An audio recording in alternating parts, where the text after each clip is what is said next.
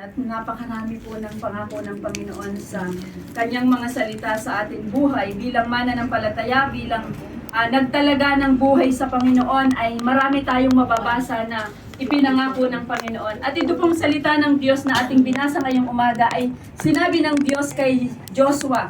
Dahil nung panahon pong si Moises ay wala na, ang ipinalit ng Panginoon na tagapanguna nila ay si Joshua. At bago siya bilinan ng Panginoon, bago mangako ang Panginoon, ay merong ibinilin ang Panginoong Yahweh o ang Diyos kay Joshua dito sa mga unang talata. At salamat sa Panginoon. Sabi nga dun sa verse 8, huwag mong kaliligtaang basahin ng aklat na yaon. Dilidilihin mo iyon araw at gabi upang matupad mo ang lahat ng nasusulat doon. Sa gayon, giginhawa ka at magtatagumpay.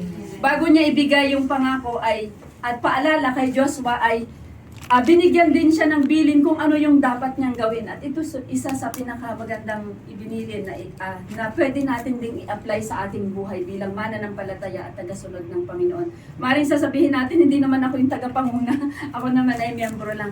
Ito po ay para sa ating lahat. Si Joshua po ay tagapanguna nung panahon po na yon at tinawag na siya ng Panginoon. Pero tayo bilang mananampalataya, ito ay pangako ng Diyos sa ating lahat na siya ay sa atin, siya ay sasama sa atin saan man tayo pumunta. At salamat sa Panginoon sa testimony kanina ay nakakatuwa. Salamat sa Diyos at nakaugnay. Kasama na yung sermon doon. Kaya salamat sa Panginoon. May nauna na. Sa Diyos ang kapurihan. Unang puntos po natin ay panghawakan ang kanyang pangako. Pero paano ba natin panghahawakan yung pangako ng Panginoon? Katulad nung sabi doon sa verse 8, ang sabi ng Panginoon, huwag mong kaliligtaang basahin. Paano mo panghahawakan yung salita ng Diyos kung hindi mo naman alam yung kanyang pangako? Kaya nga, dapat hindi lang po natin alam din yung pangako ng Panginoon. Sabi nga doon, nagbabasa tayo at the same time, nagsasagawa tayo ng salita ng Panginoon. Kasi hindi po mapupulfill yung pangako ng Panginoon kung wala tayong pagsasagawa. Sabi nga doon sa tema natin ngayong taon ng buong Door of Faith ay Go, Believe, and Experience. Kailangan natin na manampalataya. Pero mamaya po matatalakay natin yon.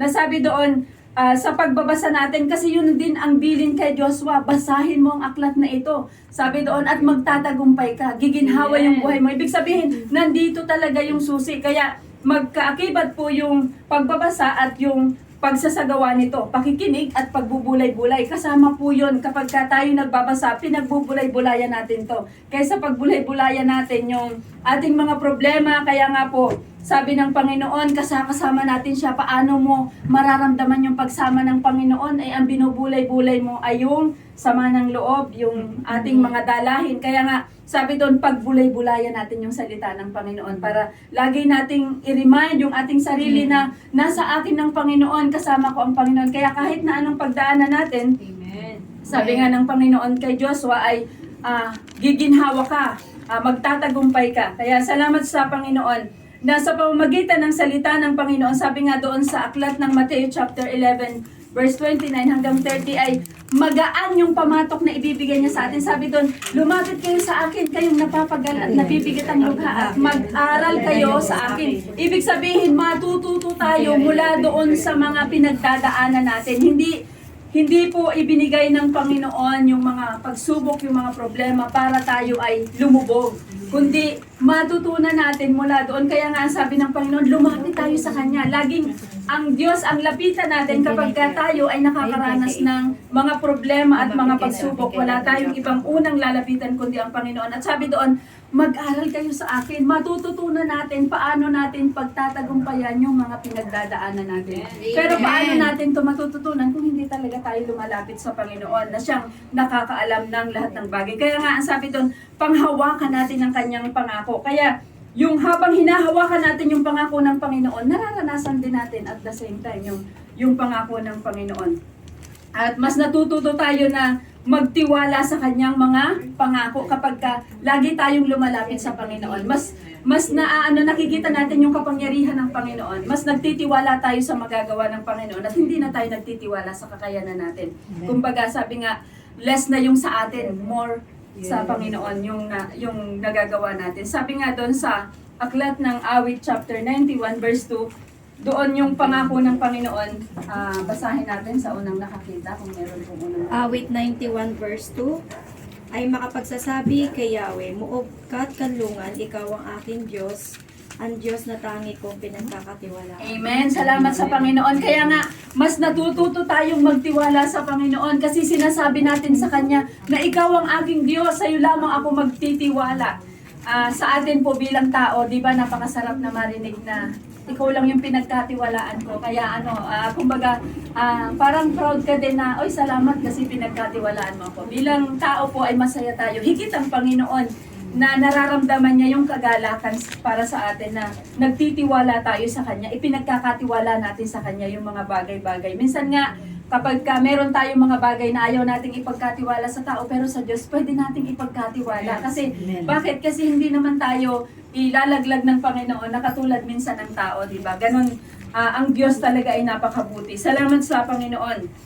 Sabi doon, magkakaroon tayo ng lubusang tiwala sa Kanya at wala mang muntimang pangamba. Hindi tayo mangangamba na baka pabayaan ako ng Panginoon. Kasi ang pangako niya, ako ay sa iyo. Sa Isaiah chapter 12 verse 2, yun po ang sabi. At nagbubunga ito ng kagalakan. Nagbubunga ito ng pagpapala sa atin bilang mananampalataya. Habang tayo nagtitiwala sa Panginoon, yung pagpapala ng Panginoon ay dumadaloy sa atin. Sa Jeremiah chapter 17 verse 7, hindi ko na po babasahin. Sabi doon, yung tayo na pinanghahawakan natin yung pangako ng Panginoon. Ito'y nagbubunga ng pagpapala, nagbubunga din ito ng pag-asa at kagalakan. Kaya nga pag hinahawakan natin yung pangako ng Panginoon, yung pag-asa natin, laging nasa Panginoon. Lagi nating ibinibigay na, Lord, ikaw lang yung pag-asa ko. Lalo na sa atin bilang mga OFW, kapag meron kayong mga anak, may sakit, parang gusto mong anuhin yung anak mo kasi alam mo kung ano yung nararamdaman nila. Parang gusto mong umuwi. Pero dahil nandito tayo at kailangang magtrabaho, laging ang ibinibigay mo ay sa Panginoon, Lord, hindi ko kayang abutin yung anak ko, pero yakapin mo yung anak ko. Di ba yung ganun yung ating nagiging panalangin? At ang Diyos kailanman na hindi bumibigo. Kung yung presensya nyo ay wala sa inyong mga anak, sa tabi ng inyong mga anak, yung panalangin nyo ay mararamdaman ng inyong anak. Bakit? Kasi ang Diyos ay kailanman ay hindi naging bingi sa ating mga panalangin. Kaya habang tayo humahawak dun sa pangako ng Panginoon, yung kapayapaan nandoon din, yung pagtitiwala, yung kapayapaan. Bakit tayo napapayapa? Kasi nagtiwala tayo ng lubos sa Panginoon. Na Lord, lahat kaya mong gawin. Alam nyo, sa totoo lang, kahit minsan, umuwi pa tayo kapag yung anak natin ay may mga sakit, may kailangan, yung mga problema nating pangkaraniwan sa Pilipinas, walang pambili ng bigas.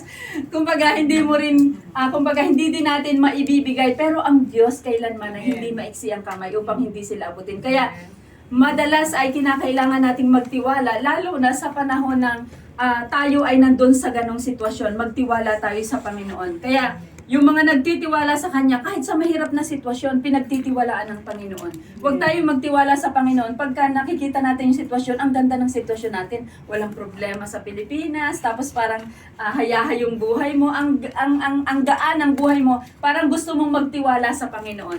Hindi po sa ganong sitwasyon lang tayo magtitiwala, kundi lalo na sa mga mahihirap na sitwasyon. Si Daniel sa chapter 3 ng verse 17 ay nakaranas po siya ng hindi magandang sitwasyon.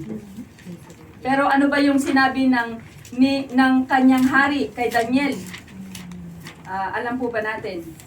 Yung kay Daniel, ang sabi ng hari, tapat na lingkod ng Diyos, sabi niya. Ibig sabihin, nakikita kay Daniel yung katapatan niya doon sa kanyang Panginoon. Kaya nga itong si Daniel ay nung inilagay sa kulungan ng mga leon ay ang sabi ng kanyang nung hari sa kanya, chapter 3 verse 17, ang sabi niya doon ay, babasahin ko po dito sa aking salin, gawin ninyo kung iyan ang gusto ninyo, ang Diyos na aming pinaglilingkuran ang magliligtas sa amin sa naglalagabgab na pugon at mula sa inyong kapangyarihan. Amen. Salamat sa Panginoon. Sorry po, nagkamali ako. 3:7. Si ano pala to? Si Shadrach, Meshach, at Abednego. Kasi meron din akong sample tungkol kay Daniel. At Di ba? Yun yung isinabi nila, binanggit nila nung sila ay ilalagay sa pugon dahil hindi sila sumamba dun sa inuutos ng hari na sambahin nila yung Diyos nila. Ano ang sabi ng tatlong ito? Kung yun po ang inyong desisyon, sige po. Kung siguro sa atin, nangangatal na tayo sa takot. Kasi biruin mo yung ihuhulog ka dun sa pugon, sa mainit na pugon para sunugin. Yun ang pinakaparusa. Pero itong tatlong lingkod ng Diyos na ito na naging tapat ay hindi sila natakot. Sabi niya, kung yun po ang inyong pasya, sige, ihulog niyo ako doon. Pero alam niyo po ba na hindi naman sila nasunog kahit amoy ng sunog na buhok ay hindi naamoy sa kanila. Kundi ang unang nasunog ay yung nagdala sa kanila doon sa pugon. Ganon po makapangyarihan ng Panginoon. Hindi natin yan literal na mararanasan, pero sa ating loob, meron tayong pakikipagbaka, emotionally, spiritually, meron tayong mga binabakang mga problema. Pero ang Diyos, kapag alam natin at kilala natin yung nangako sa atin na siya ay sasama sa atin, na siya ay suma sa atin, pagtitiwalaan natin ang Panginoon sa anumang sitwasyon ng ating buhay. Kaya salamat sa Panginoon. Dito rin sa Daniel 3:28, ito naman ay patungkol kay Daniel talaga nung siya ay inihulog naman sa kulungan ng mga leon. At salamat sa Panginoon. At nung tinawag din siya, ang sabi niya doon ay tapat na lingkod ng Diyos, sabi nun. Dahil dito sinabi ng hari, purihin ang Diyos ni Sadrach, Mesach at Abednego. Ay, sorry po. Nagkamali ako. Yun pa rin pala yung kadugtong. Na sabi doon, iniligtas ang mga lingkod niyang ito na ganap na nananalig sa kanya, hindi sinunod ng mga ito ang aking utos, gusto pa nilang sila'y ihagi sa apoy kesa sumamba sa Diyos-Diyosan. Paano natin ino-overcome yung ating mga problema sa panahon na hindi maganda yung ating sitwasyon? Na hindi tayo ang desisyon ay hindi na lang ako mag-a-attend kasi lagi na lang naman akong may pagsubok nung nag-attend ako dyan. Di ba? Hindi. Kundi nagpapatuloy tayo. Kaya nga sabi nung nag-testimony kanina ay magpapatuloy tayong maglilingkod sa Panginoon. Kahit dumaranas ka ng pagsubok, ano ang response mo dun sa pagsubok? Ang sumunod pa rin at magtiwala sa Panginoon. Kasi mahalaga na tayo ay laging nagtitiwala sa Panginoon, hindi lang sa magandang sitwasyon, sigit sa lahat sa pangit na sitwasyon ng ating buhay. Magtiwala tayo. Bakit? Kasi alam ng Diyos ang lahat ng bagay. Nasa tiyan pa lang tayo ng ating mga ina, ang Diyos na ang lumikha sa atin. Ano ang ikinakatakot natin? Ano yung ikinakabahala natin?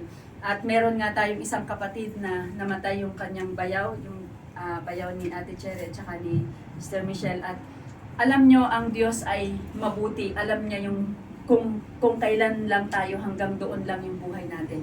At bagamat sa atin, bilang tao ay malungkot tayo, bilang pamilya, sino naman ang matutuwa, di ba? Nalulungkot talaga tayo. Pero alam nyo, ang isang ikinakatuwa natin, alam natin yung pupuntahan ng mahal natin sa buhay. Ang isang nakakalungkot ay yung alam nating sila ay mapapahamak. Kasi hindi lang hanggang dito yung buhay. Merong langit na bayan na nag-aantay sa atin. Kaya mahalaga na yung kagalakan natin, yung lungkot ay mapapalitan ng kagalakan. Salamat sa Panginoon. Kinuha man siya ngayon, pero alam ko mas maganda yung kalagayan niya. Amen. Amen. Salamat sa Panginoon. Kaya sa bawat sitwasyon ay magpasalamat tayo sa Panginoon. Kapagkat ang Diyos ay hindi nagkakamali kailanman. Sabi nga doon sa aklat ng Gawa, chapter 12, ito ay kasaysayan nila Pedro, nung sila ay nandito pa sa lupa na sila ay nakaranas ng pagsubok, pag-uusig. Ayan, sa aklat ng Magagawa, chapter 12. Ayan, nabubulol na po.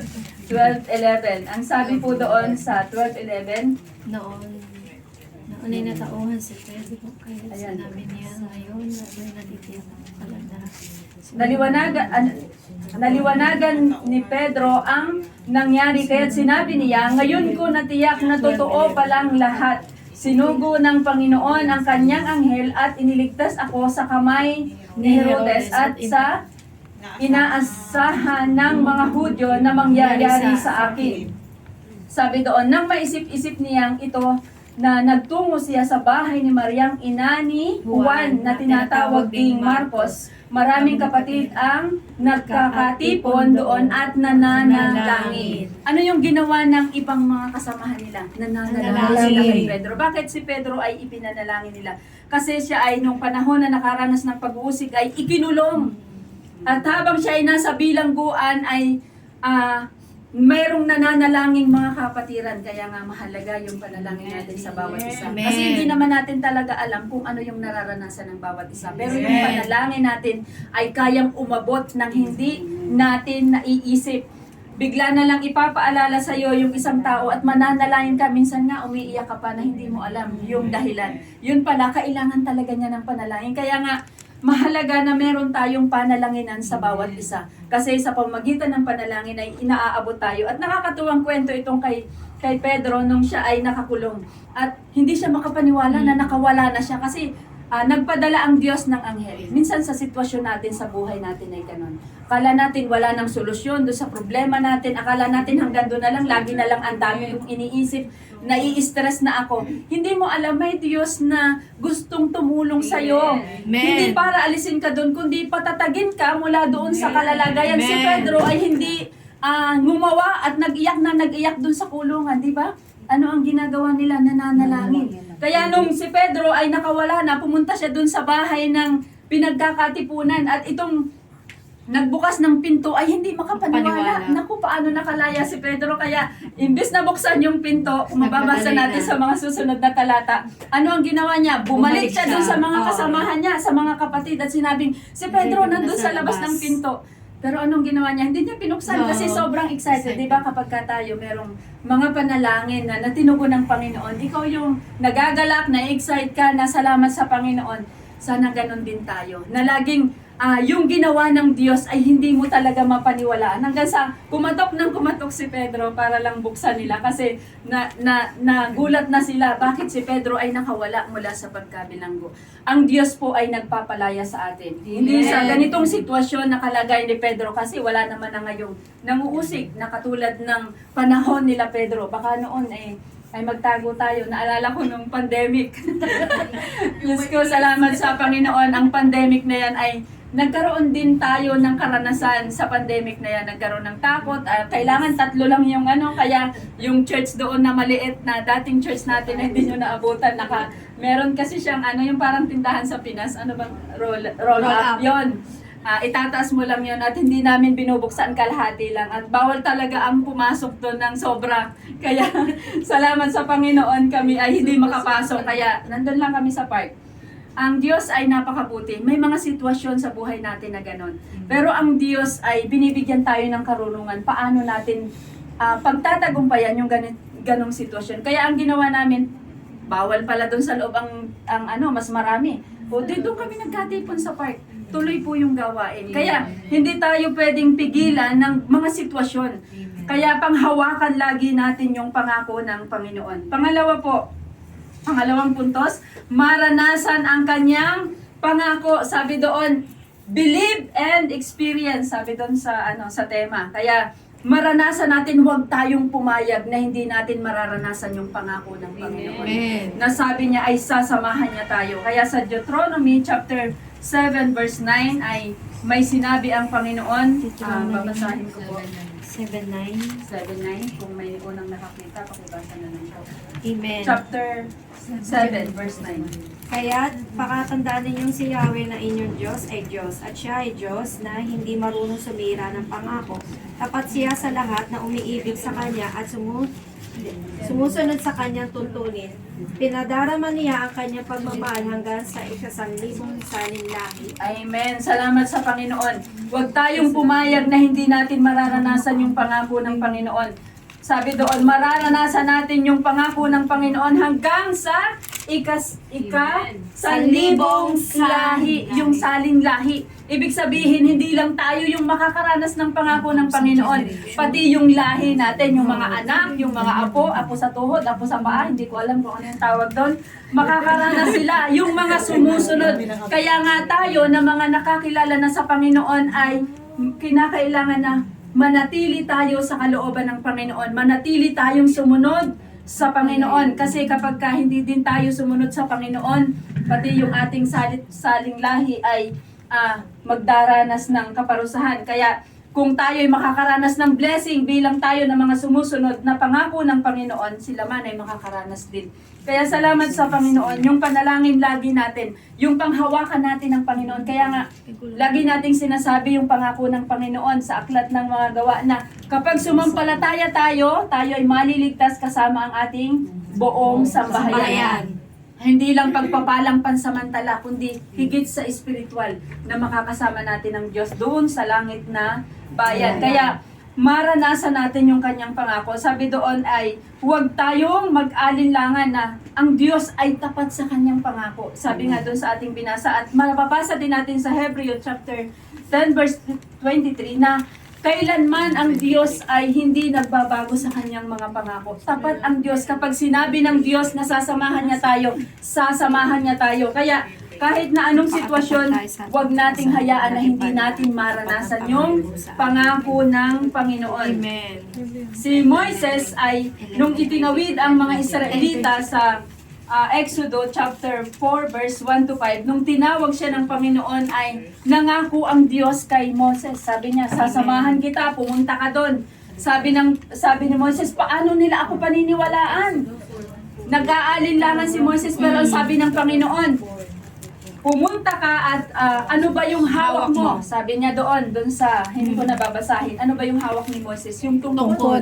At nung binitawan ni Moses, sinabi ng Panginoon, bitawan mo yan, naging ahas. Kumbaga, yun ang ginamit ng Panginoon upang makita yung kapangyarihan ng Diyos nung panahong nakikipag-deal si Moses doon sa Paraon upang ilabas yung mga Israelita, palayain mula doon sa pagkakaalipin. Kaya nga, ang Diyos ay naranasan ni Moises kung paano sila sinamahan ng Panginoon.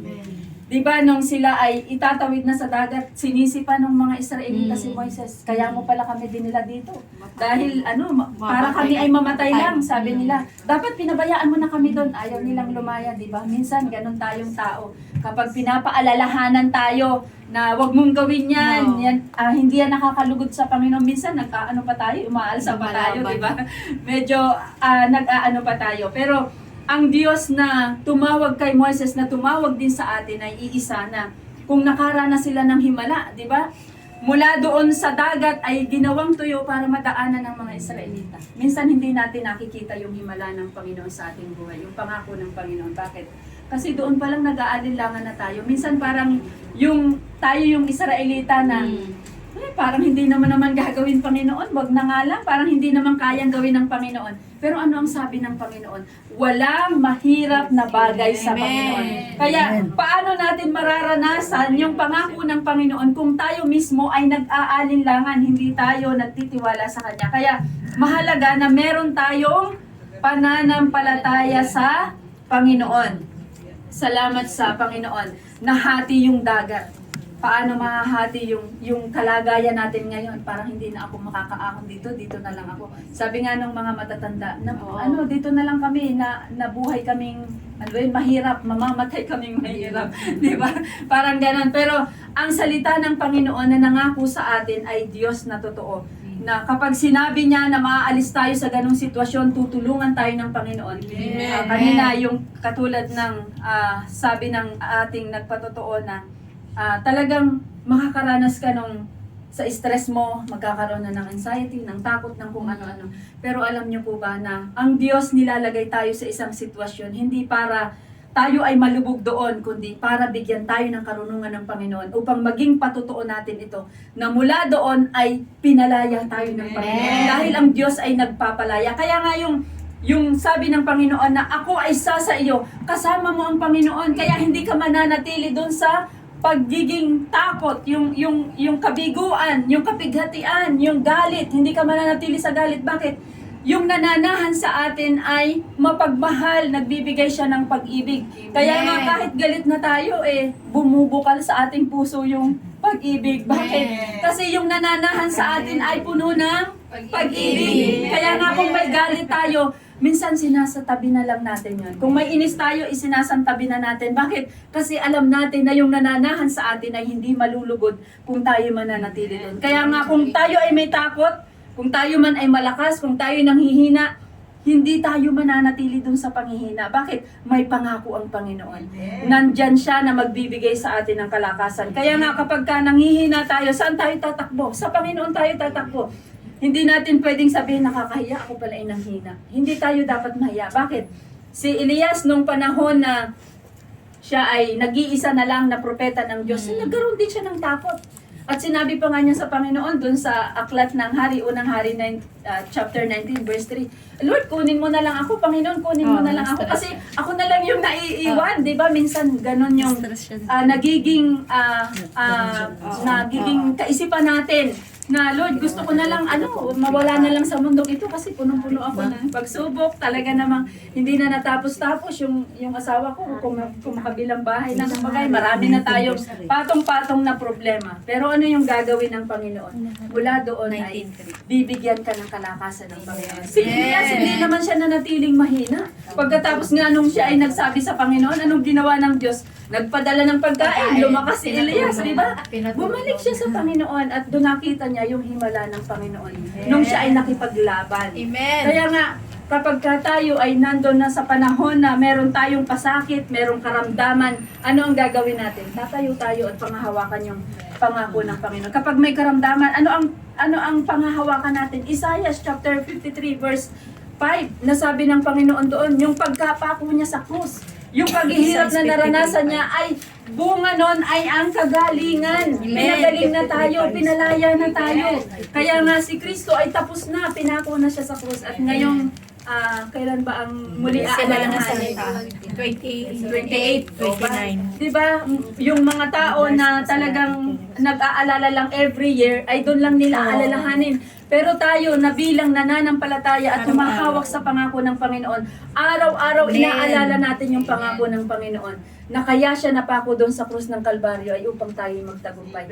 Kasi siya ay nagtagumpay na. Kaya lahat ng bagay na nararanasan natin ay mapapagtagumpayan natin. Hindi dahil sa ating sarili, kundi sa biyaya ng Panginoon. Kaya nga, lahat tayo kinakailangan na magkaroon talaga tayo ng manatili tayo sa katapatan ng Panginoon. Yan pala yung ibig kong sabihin kanina, Daniel chapter 6 verse 20. Ayun. Nauna yung nabasa ko kanina sa verse 3. Salamat sa Panginoon na sabi ng hari, tapat na lingkod ng Diyos. Hindi ka ba hindi ka ba nasaktan? Nag-alala yung hari, pero si Daniel kampante doon sa loob kasama ng mga leon. Bakit? Nagpadala ang Diyos ng anghel para pigilin yung bunganga ng leon. Minsan ay may ganon tayong sitwasyon.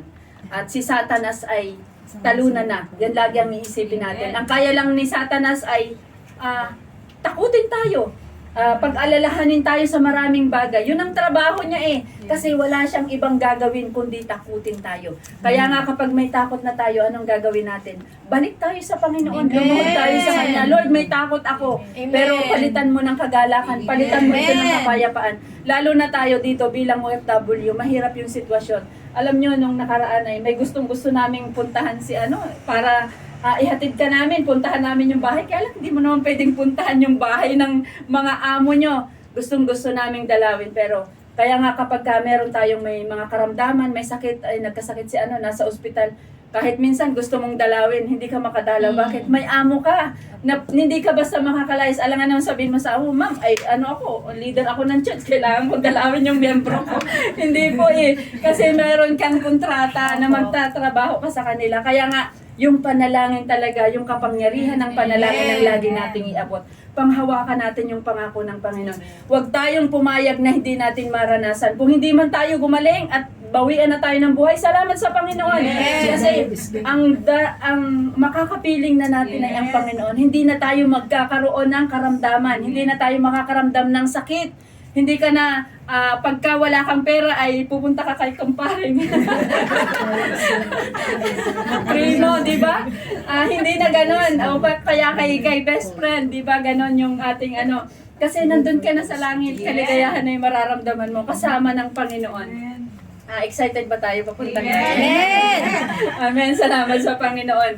Pero kapag ka may pinapagawa pa ang Panginoon, hindi pa tayo pupunta doon. Kaya nga, habang tayo narito, anong gagawin natin? Maranasan natin yung pangako ng Panginoon. Sabi ng Panginoon, hindi niya tayo pababayaan, hindi niya tayo iiwan. Huwag lang nating babanggitin yung salita ng Panginoon, kundi talagang maranasan natin ito. Malakaran natin yung pangako ng Panginoon. Kaya nga, salamat sa Panginoon. Buhay na patotoo na si Ate Nene pinagaling ng Panginoon kahit masakit pa yung opera niya, nandito pa rin siya. Yun ang talagang ganun ang ibinibigay ng Panginoon sa atin, kalakasan. Salamat sa Panginoon. Sabi doon, yung pangatlo, lakaran ang kanyang pangako. Ito na, lakaran natin sa pamamagitan ng pananampalataya. Sa Hebreo chapter 11 verse 11, si Sarah ay hindi na, di ba, nahihirapan siyang manganak. Pero ang pangako ng Panginoon kay Abraham, bibigyan kita ng anak at magkakaroon pa ng lahi, maraming lahi. Pero ang Diyos ay tumugon sa panahon ng kanyang kapanahunan.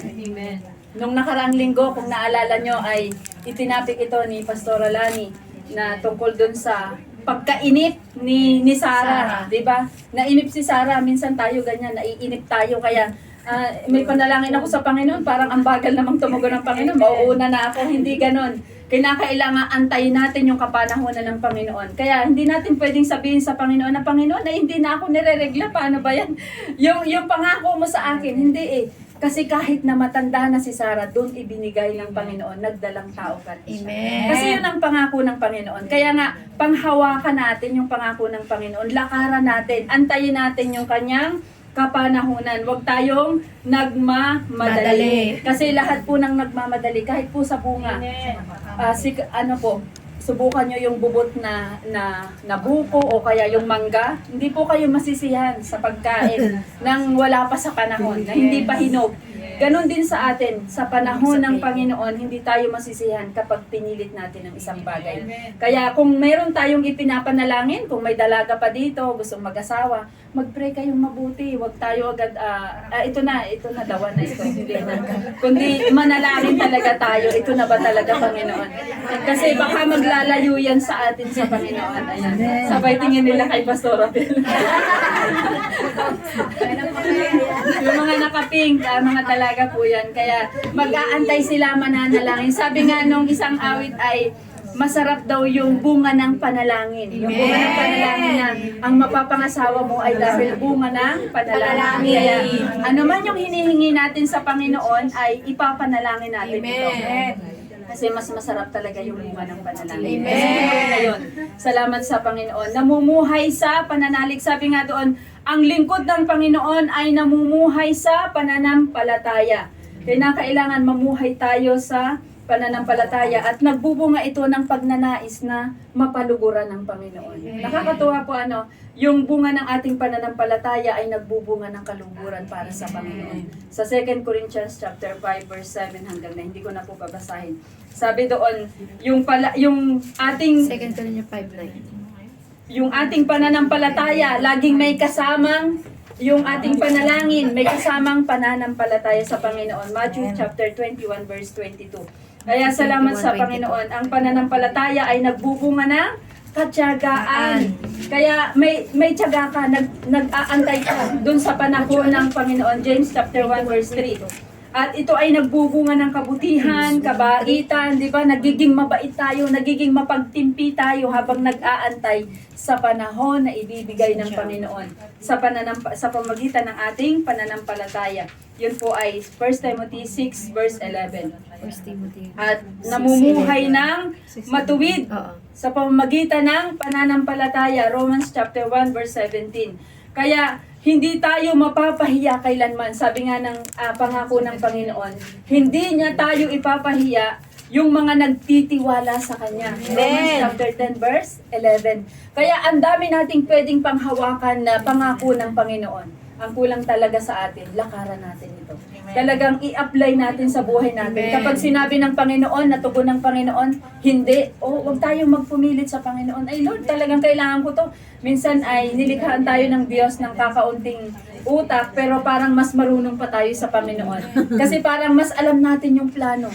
sa ganitong taon, magpaplano ako. Ganitong taon, ganito yung gagawin ko. Hindi natin minsan isinasama ang Panginoon. Lord, kalooban niyo po ba ito? Lord, gusto niyo po ba ito? Minsan ay madalas ay yun ang ginagawa natin. Pero sikapin natin na magsimula tayo na laging isama ang Panginoon. Amen. Sa mga plano natin, sa pananampalataya natin sa Kanya, na panampalatayanan natin na mas alam ng Diyos yung lahat ng bagay, higit sa ating iniisip at higit sa ating mga plano. Kung hindi pangyarihin ng Panginoon, ibig sabihin yun ang pinakamabuti. Amen. Hindi yun kalooban ng Panginoon. Kaya kung nakikita na natin na hindi naman talaga kalooban ng Panginoon, wag na nating ipilit. Kasi alam nyo, hindi rin maganda yung kalalagyan. Minsan ay nagkakaroon pa tayo ng palo. Katulad ng ating mga magulang, di ba? Kayo bilang mga magulang, nagdidisiplina kayo sa mga anak nyo. Kapag sinabi nyo wag at mapapahamak ka, kapag napahamak na, anong gagawin nyo doon sa anak nyo? Di ba, papaluin? Hindi na po uso ata yung palo ngayon, pero yung panahon po namin ay uso pa yung palo. Ngayon hindi na. Ngayon ay bawal ng paluin. Pero salamat sa Panginoon, ang Diyos natin na nagmamahal sa atin ay pumapalo sa atin para tayo ay inuwin.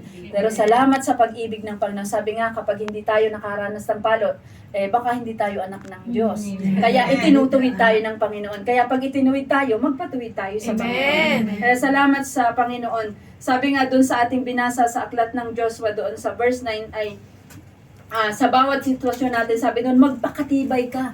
Tibayan mo ang iyong loob. Bakit sinabi ito kay Joshua? Kasi marami siyang mararanasan. May mga kalaban siya. Meron tayong iisang kalaban, si Satan. Kaya tatandaan po natin na ang gagawin natin ay magpakatibay. Huwag tayong mawala ng pag-asa. Ano man ang sitwasyon, lagi tayong umasa sa Panginoon. Sabi nga ni Pastor Joseph, may pag-asa sa Panginoon. Lagi nating napapanood dyan, pero pag may problema tayo, para tayong lupay-pay na sinakluban ng langit at lupa, i-claim natin, lakaran talaga natin. Lord, hindi ako malulungkot. Kahit nakakatamdam ka ng lungkot, ka sa Panginoon, bigyan mo ako ng kagalakan, Lord. Bigyan mo ako ng kapayapaan. Marami tayong naririnig na balita sa Pilipinas at madalas naman ay yung naririnig nating balita ay hindi maganda. Ipanalangin natin sa Panginoon. Maganda man yan o hindi, ilapit natin sa Panginoon at ipagkatiwala sa Kanya. Kaya salamat sa umagang ito na yung tatlong bagay, tulungan tayo ng Panginoon. Amen. Sabi nga doon, go, believe, and experience. Kulang na lang sa atin talaga ay maranasan natin. Meron tayong pananampalataya minsan pero nag-aalinlangan tayo. Palitan natin ito ng experience. Maranasan natin yung kabutihan ng Panginoon. Kung nararanasan na natin, mas maranasan pa natin sa mga susunod na panahon. Kaya maging handa tayo, ihanda natin yung ating sarili na kung meron mang tayong mga pagsubok ay nakaredy tayo, nakahanda tayo na Lord, ito yung pagsubok na ito, Panginoon, ay tutulungan mo akong mapagtagumpayan. Salamat sa Panginoon. Tayong lahat ay tumayo at tayo ay umawit sa Panginoon. Hallelujah.